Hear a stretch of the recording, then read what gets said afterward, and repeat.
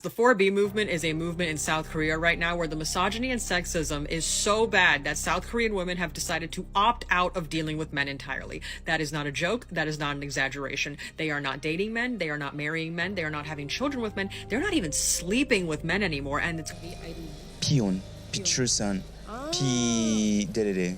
혹시 알고 계신가요? 몰랐어요. 저는 별 생각 없는데. 아니 사이비 아니고. You got 10-inch arms and tits. Men don't have tits. No, they go to prison where they get fucking, Fuck yeah, where they get do. raped up the ass. You've never...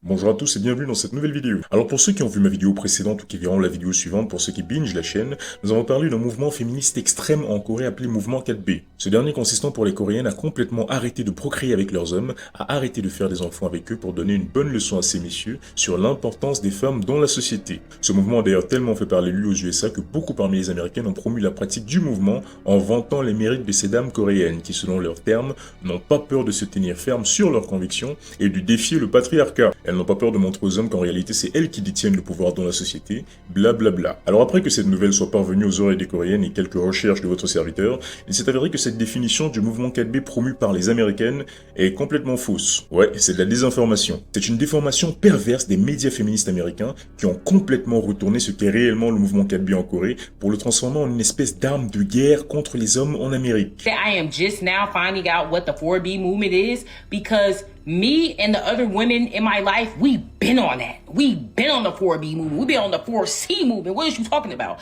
So I think that the 4B movement, if it's not already evident, it's going to make its way to the United States. It's very interesting. The men are already begging. Women are waking up in the droves, in the hundreds. I see more liberating content for women. The collective consciousness is at its all-time high, and it's only going to keep growing. Who's already been doing the 4B movement?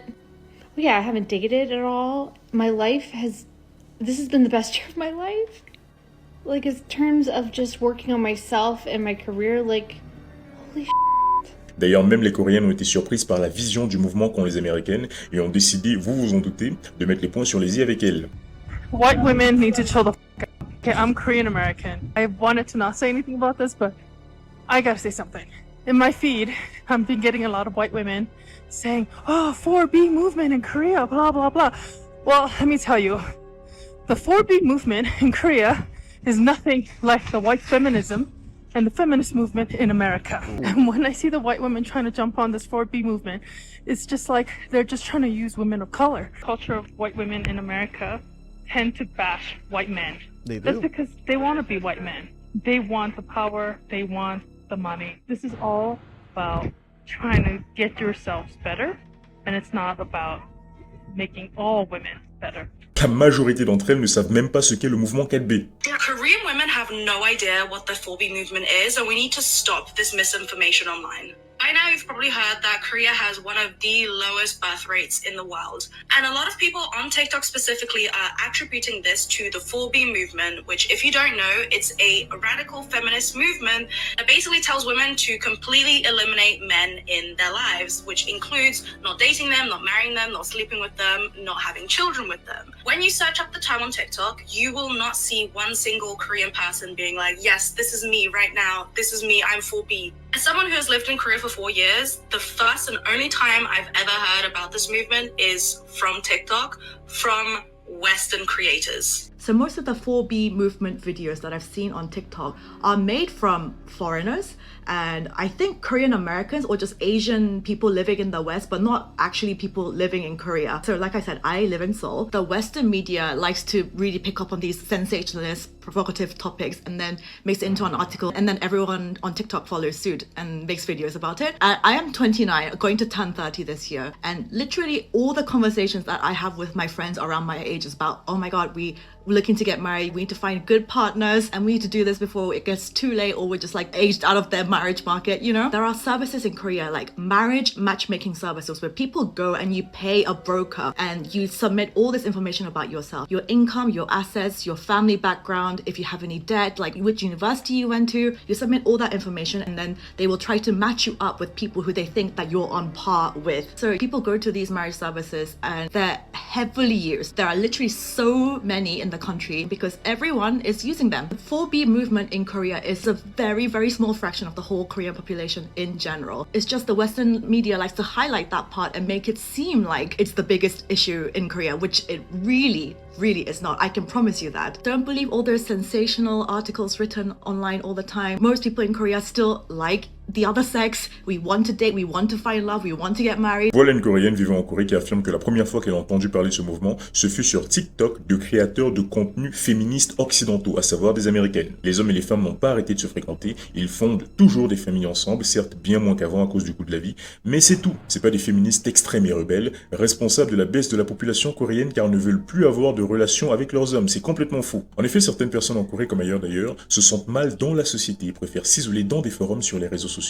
Et le problème c'est que sur ces réseaux et autres forums, tout peut s'extrémiser extrêmement vite et on se retrouve avec des mouvements féministes radicaux comme celui-ci, dont le logo me laisse un peu perplexe. Bon alors apparemment il s'agit du symbole de la colère féministe radicale sur certains forums coréens, mais pour moi on dirait plus une espèce de symbole de la colère des Coréennes contre les petites bites, genre on en a marre, où sont les noirs. Mais là il ne s'agit que d'une toute petite fraction de la population coréenne. D'ailleurs la nouvelle a tellement énervé les Coréennes que certaines d'entre elles, comme la demoiselle précédente, ont fait des vidéos pour dire à ces féministes occidentales de se calmer, d'arrêter leurs conneries en leur expliquant très clairement à quel point leur stupidité est profonde. Et merci à ces dames d'avoir sauvé la situation vu la quantité de femmes qui s'apprêtaient à ruiner leur vie pour une espèce de tendance à la confabriquer de toutes pièces par des femmes seules et brisées sans personne pour les accueillir le soir, qui parce qu'elles ont un petit following sur TikTok ou YouTube, essaient de mettre d'autres femmes plus jeunes en général dans la même situation misérable qu'elles en propageant ce genre de fausseté. Les podcasts féminins devraient vraiment être surveillés. Ce sont toujours les hommes qu'on pointe du doigt en disant misogyne, patriarcat, mais ce genre de podcast féminin fait beaucoup plus de mal aux femmes que n'importe quel podcast masculin que je connais qui, ironiquement,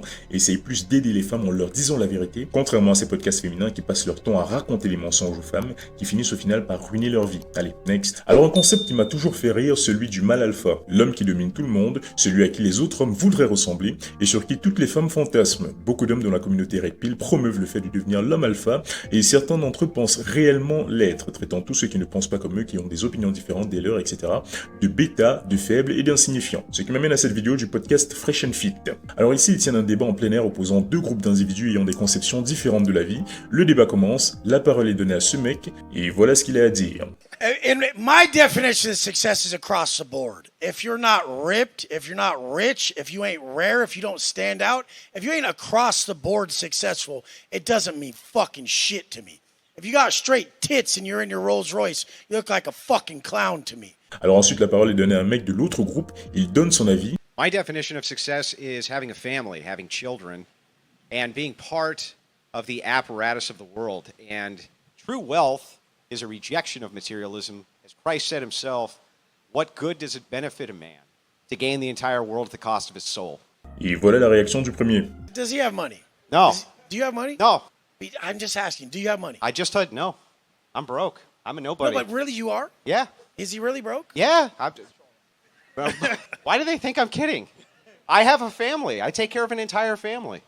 That takes a lot of money. He's doing all right. Okay. But you're okay. This is the thing, you guys. If you ain't fit, you can't say it's not all about being in good shape. Why not? If you don't have money, you can't say it's not all about money. Yeah, why But not? if he does have money, he can say that. Why not? Person's life. Are you proud of who the fuck Bro, you are? why Now, don't look you at, even are let you me proud? get- If you look in the mirror, would you guys say this motherfucker's proud of who the fuck he is?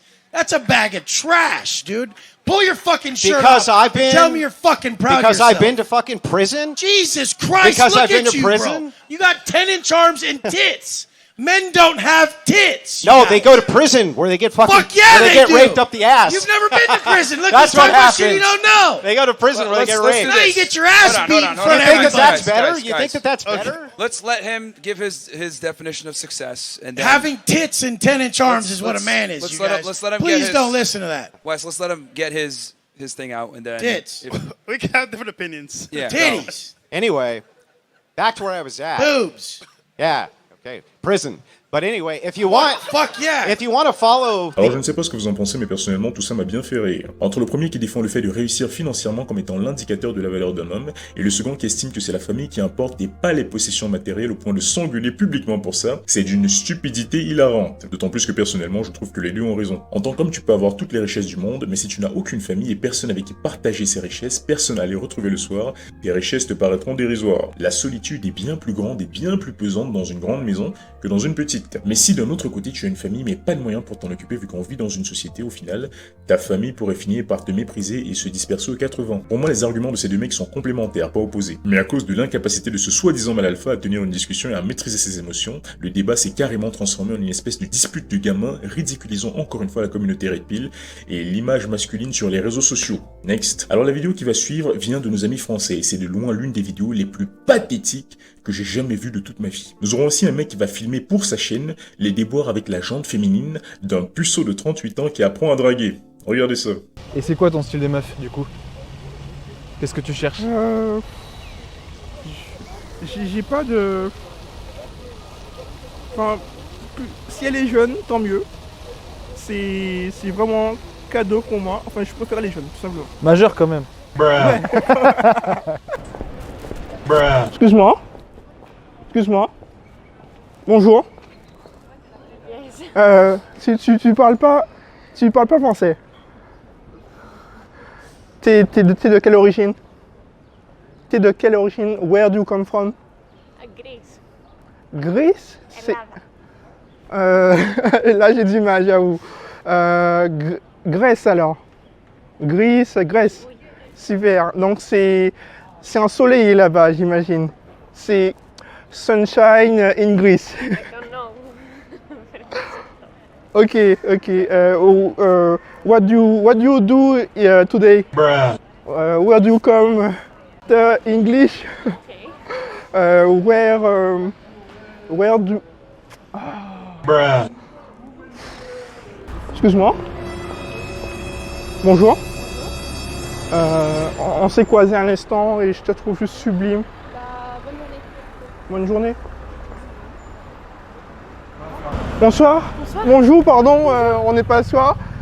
Il fait beau et je te trouve ravissante. Tu es comme le soleil en fait et j'ai voulu. Ça fait très plaisir. Tu t'appelles comment? Oh d'accord, ok. Mais ça fait très plaisir. Bon, ça fait longtemps, il te traite bien au moins, ça se passe bien? Ça se passe bien. Bon, tant mieux alors, Mais je vais pas insister. Ça fait plaisir. Ben, merci à toi et tu es ravissante, t'as de beaux yeux en plus. Franchement, t'as de la chance. Enfin, non, pardon. Vous avez de la chance. Voilà, c'est pas. Et je passais par là et il fallait que je vienne te le dire en fait. Tu t'appelles comment? Alice, enchantée. Moi, c'est Nathan. Alice au pays des merveilles. Tu connais cette... Ah, il m'a tué, les gars. Eh les gars, le Jaguar il est out, il est mort là. Wow. Alors, ça s'est passé? Il était super réceptif. Mais mec, je me demande comment elle est restée. Ouais, Je me demande comment ça se fait qu'elle soit restée 5 minutes avec toi. Alors, le YouTube français étant déjà envahi de clowns se prétendant experts en drague et en séduction que je ne nommerai pas ici était déjà une chose, mais là on va monter d'un cran sur les chaînes de la connerie, en humiliant publiquement sous couvert d'aide, et ce pour des vues et des likes, un jeune homme qui, parce que le public YouTube a soif de sang, aura après cette vidéo une réputation de vieux loser qui permettra aux autres losers de se sentir mieux dans leur vie pathétique en se croyant meilleurs que lui. J'en veux pour preuve toutes ces vidéos débiles dans lesquelles des mecs loin de ressembler à des top modèles eux-mêmes se moquent de lui. D'ailleurs, l'un de ces mecs m'a particulièrement fait rire. Alors je ne suis pas là pour faire du body shaming, mais sur ce coup-là, il a bien cherché. Regardez la tête du mec qui se moque de l'autre. Regardez le titre de sa vidéo. Ce vieux de 38 ans drague des filles à qui il a le double de leur âge. Sa vignette et son français sont aussi attirants que lui. Et c'est ça qui fait une vidéo pour se moquer de quelqu'un d'autre. Alors certains pensent que la vidéo a été faite dans le but d'aider le mec, mais en réalité c'est faux. Il y a plein de youtubeurs qui forment des mecs qui souscrivent à leur programme pour devenir plus attirants, etc. et qui les forment en arrière-plan sans avoir affiché leurs échecs sur les réseaux sociaux. Il n'y a absolument aucune aide sous-jacente là-dedans, c'est purement intéressé, méchant, et ça me fait vraiment de la peine de voir que c'est à ça que le YouTube game se rabaisse. Bref, merci d'avoir suivi cette vidéo jusqu'au bout, dis-moi en commentaire ce que tu penses de tout ça. Pense bien sûr à liker et à t'abonner.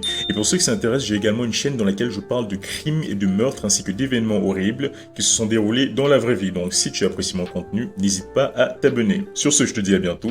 Ciao.